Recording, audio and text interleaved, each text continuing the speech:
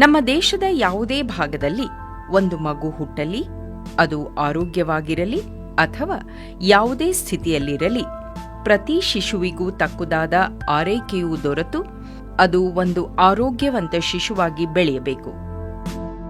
ಈ ಉದ್ದೇಶದಿಂದ ರಾಷ್ಟ್ರೀಯ ಆರೋಗ್ಯ ಅಭಿಯಾನದ ಅಡಿಯಲ್ಲಿ ರೂಪುಗೊಂಡ ಯೋಜನೆಯೇ ನವಜಾತ ಶಿಶು ಆರೈಕೆ.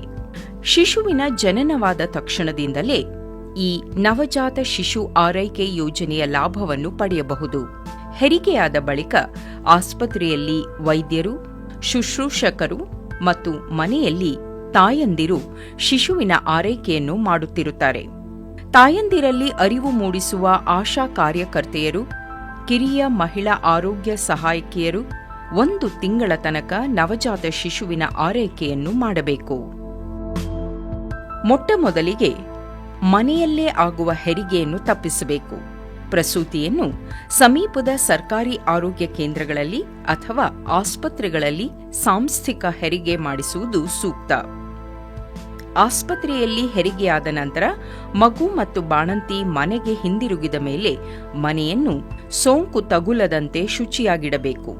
ಅಲ್ಲದೆ ಅವರು ತೊಡುವ ಬಟ್ಟೆಗಳನ್ನು ಶುಭ್ರವಾಗಿ ಒಗೆದು ಒಣಗಿಸಿರಬೇಕು. ಶಿಶು ಜನಿಸಿದ ಕ್ಷಣದಿಂದ ಅದು ಬೆಚ್ಚಗಿರುವಂತೆ ನೋಡಿಕೊಳ್ಳಬೇಕು. ಮಗು ಹುಟ್ಟಿದ 1 ಗಂಟೆಯ ಒಳಗೆ ತಾಯಿಯ ಎದೆ ಹಾಲು ಉಣಿಸಲು ತಾಯಿಗೆ ಸಹಾಯದ ಜೊತೆಗೆ ಉತ್ತೇಜನ ನೀಡಬೇಕು. ಆಶಾ ಸದಸ್ಯರು ಮತ್ತು ಮನೆಯವರು ಎದೆ ಹಾಲು ಕುಡಿಸಲು ಸಹಾಯ ಮಾಡಬೇಕು. ಮಗು ಹುಟ್ಟಿದ ತಕ್ಷಣ ತಾಯಿಯಲ್ಲಿ ಉತ್ಪತ್ತಿಯಾಗುವ ಗಿಣ್ಣು ಹಾಲು ಮಗುವಿಗೆ ಅಮೃತಕ್ಕೆ ಸಮಾನ.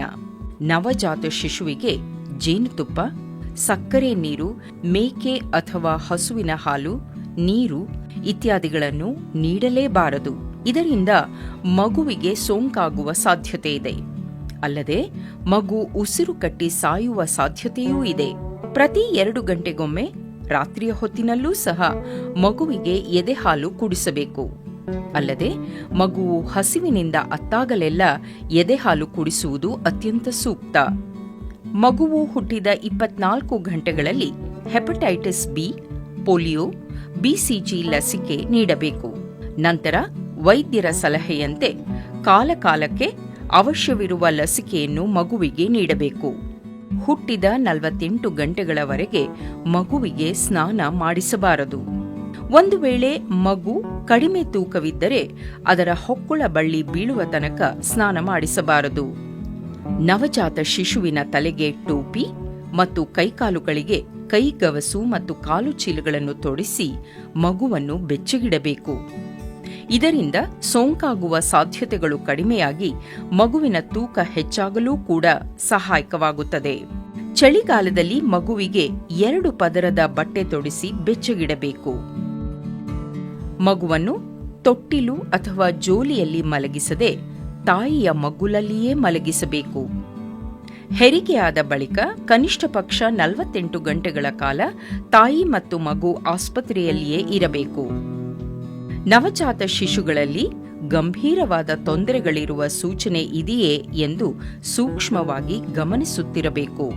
ಹಾಗೇನಾದರೂ ಸೂಚನೆ ಕಂಡುಬಂದಾಗ ತಕ್ಷಣವೇ ಚಿಕಿತ್ಸೆ ನೀಡಿದಲ್ಲಿ ಮಗುವನ್ನು ಸಾವಿನಿಂದ ಕಾಪಾಡಬಹುದು. ಮಗುವಿನ ಚರ್ಮದಲ್ಲಿ ಕೀವು ತುಂಬಿದ ಗುಳ್ಳೆಗಳಿದ್ದರೆ, ಹೊಕ್ಕುಳ ಬಳ್ಳಿಯಿಂದ ರಕ್ತ ಮತ್ತು ಕೀವು ಬರುತ್ತಿದ್ದರೆ, ಕೆಟ್ಟ ವಾಸನೆ ಬರುತ್ತಿದ್ದರೆ, ಕಣ್ಣಿನಿಂದ ದ್ರವದ ಸ್ರಾವವಾಗುತ್ತಿದ್ದರೆ, ಕಣ್ಣು ಮತ್ತು ಚರ್ಮ ಹಳದಿಯಾಗಿದ್ದು ಜಾಂಡೀಸ್ಗೆ ಮಗು ಒಳಗಾಗಿದ್ದರೆ, ಉಸಿರಾಡುವುದಕ್ಕೆ ಮಗು ಕಷ್ಟಪಡುತ್ತಿದ್ದರೆ, ಜ್ವರ ಇದ್ದರೆ, ಮುಟ್ಟಿದಾಗ ಮಗು ತಣ್ಣಗಿದ್ದರೆ, ಮೂರ್ಛೆ ಅಥವಾ ಅದುರು ತೊಂದರೆ ಇದ್ದರೆ, ಪಕ್ಕೆ ಸೆಳೆತವಿದ್ದರೆ ಕೂಡಲೇ ಮಗುವನ್ನು ಆಸ್ಪತ್ರೆಗೆ ದಾಖಲು ಮಾಡಬೇಕು. ಮಗುವು ಕೀರಲು ಧ್ವನಿಯಿಂದ ಅಳುತ್ತಿದ್ದಲ್ಲಿ, ಎದೆ ಹಾಲನ್ನು ಗಟ್ಟಿಯಾಗಿ ಚೀಪಿ ಕುಡಿಯದಿದ್ದಲ್ಲಿ, ಸ್ವಲ್ಪವೂ ಚುರುಕುತನ ತೋರದಿದ್ದಲ್ಲಿ ಮಗುವು ಕಾಯಿಲೆಗೆ ತುತ್ತಾಗಿದೆ ಎಂದು ತಿಳಿಯಬೇಕು. ಕಾಯಿಲೆ ಇದ್ದಾಗಲೂ ಮಗುವು ಎದೆ ಹಾಲನ್ನು ಕುಡಿಯುವಷ್ಟು ಶಕ್ತಿಯುತವಾಗಿದ್ದರೆ ಎದೆ ಹಾಲು ಕುಡಿಸುವುದನ್ನು ಮುಂದುವರೆಸಬೇಕು.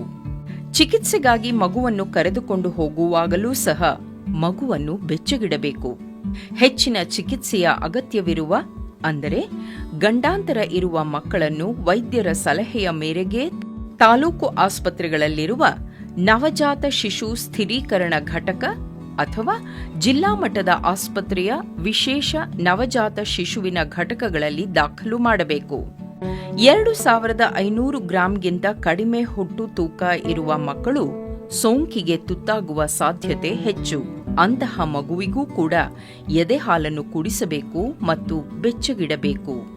ಎದೆಹಾಲನ್ನು ಹೀರಿ ಕುಡಿಯುವಾಗಲೂ ಸಹ ಶಕ್ತಿ ಇಲ್ಲದಿರುವ ಮಕ್ಕಳಿಗೆ ಎದೆಹಾಲನ್ನು ಕರೆದು ಚಮಚದಿಂದ ಅಥವಾ ಒಳಲೆಯಿಂದ ಕುಡಿಸಬೇಕು. 2000 ಗ್ರಾಂಗಿಂತಲೂ ಕಡಿಮೆ ಹುಟ್ಟು ತೂಕವಿರುವ ಮತ್ತು ಅವಧಿಗೆ ಮುನ್ನವೇ ಜನಿಸಿರುವ ಮಕ್ಕಳನ್ನು ತಾಲೂಕು ಆಸ್ಪತ್ರೆ ಅಥವಾ ಜಿಲ್ಲಾ ಆಸ್ಪತ್ರೆಯ ಮಕ್ಕಳ ಘಟಕಕ್ಕೆ ದಾಖಲು ಮಾಡಬೇಕು. ಈ ರೀತಿ ಜನಿಸಿದ ಶಿಶುಗಳಿಗೆ ಕಾಂಗರೂ ಮಾದರಿ ಆರೈಕೆ ನೀಡಿ ಕಾಪಾಡಬೇಕು. ಕಾಂಗರೂ ಮಾದರಿ ಆರೈಕೆಯಲ್ಲಿ ಮಗುವನ್ನು ತಾಯಿಯ ಎದೆ ಭಾಗದಲ್ಲಿ ಸ್ತನಗಳ ಮಧ್ಯೆ ಚರ್ಮಕ್ಕೆ ಚರ್ಮ ತಾಕಿದಂತೆ ಇರಿಸಿ ಮಗುವು ಬೀಳದಂತೆ ಶುಭ್ರವಾದ ಬಟ್ಟೆಯಿಂದ ಅಥವಾ ಶಾಲಿನಿಂದ ಕಟ್ಟಬೇಕು. ಇದರಿಂದ ಮಗುವಿನ ದೇಹದ ಉಷ್ಣತೆಯನ್ನು ಕಾಪಾಡಿದಂತಾಗುತ್ತದೆ. ಈ ಸಮಯದಲ್ಲಿ ನವಜಾತ ಶಿಶುವಿಗೆ ಚೆಡ್ಡಿ, ತಲೆಗೆ ಟೋಪಿ ಮತ್ತು ಕೈಕಾಲುಗಳಿಗೆ ಕೈಗವಸು ಮತ್ತು ಕಾಲು ಚೀಲಗಳನ್ನು ತೊಡಿಸಿ ಬೆಚ್ಚಗಿಡಬೇಕು. ಈ ವಿಧಾನವು ಬೆಚ್ಚಗಿಡುವ ಯಂತ್ರಕ್ಕಿಂತ ಉತ್ತಮ ರೀತಿಯಲ್ಲಿ ಕಾರ್ಯನಿರ್ವಹಿಸುವುದರಿಂದ ಮಗುವಿಗೆ ಸೋಂಕಾಗುವುದಿಲ್ಲ. ಮಗುವಿನ ತೂಕ ಕ್ರಮೇಣ ಹೆಚ್ಚಾಗುತ್ತದೆ. ಮಾತ್ರವಲ್ಲ, ತಾಯಿ ಮತ್ತು ಮಗುವಿನ ನಡುವಿನ ಬಾಂಧವ್ಯವೂ ಸಹ ಹೆಚ್ಚಾಗುತ್ತದೆ.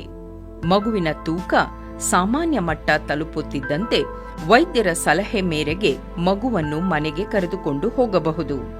ಈ ರೀತಿಯಾಗಿ ಹುಟ್ಟಿದ ಎಲ್ಲ ಶಿಶುಗಳಿಗೂ ಅತ್ಯವಶ್ಯವಾದ ನವಜಾತ ಶಿಶು ಆರೈಕೆ ದೊರಕಿದಲ್ಲಿ ಮಕ್ಕಳು ಆರೋಗ್ಯವಂತರಾಗಿ ಬೆಳೆಯುತ್ತಾರೆ. ಆರೋಗ್ಯವಂತ ಸಮಾಜ ನಿರ್ಮಿಸಲು ಸಾಧ್ಯವಾಗುತ್ತದೆ. ಆದ್ದರಿಂದ ಗರ್ಭಿಣಿಯರೇ, ಇಂದೇ ಸರ್ಕಾರಿ ಆರೋಗ್ಯ ಕೇಂದ್ರಕ್ಕೆ ಭೇಟಿ ನೀಡಿ ಈ ಸೌಲಭ್ಯವನ್ನು ಉಚಿತವಾಗಿ ಪಡೆದುಕೊಳ್ಳಿ. ನಿಮ್ಮ ಮಗುವನ್ನು ಆರೋಗ್ಯವಂತ ಮಗುವಾಗಿ ಬೆಳೆಸಿರಿ. ನೆನಪಿಡಿ, ಇಂದಿನ ಮಕ್ಕಳೇ ಮುಂದಿನ ಪ್ರಜೆಗಳು, ನಾಡಿನ ಭವಿಷ್ಯ.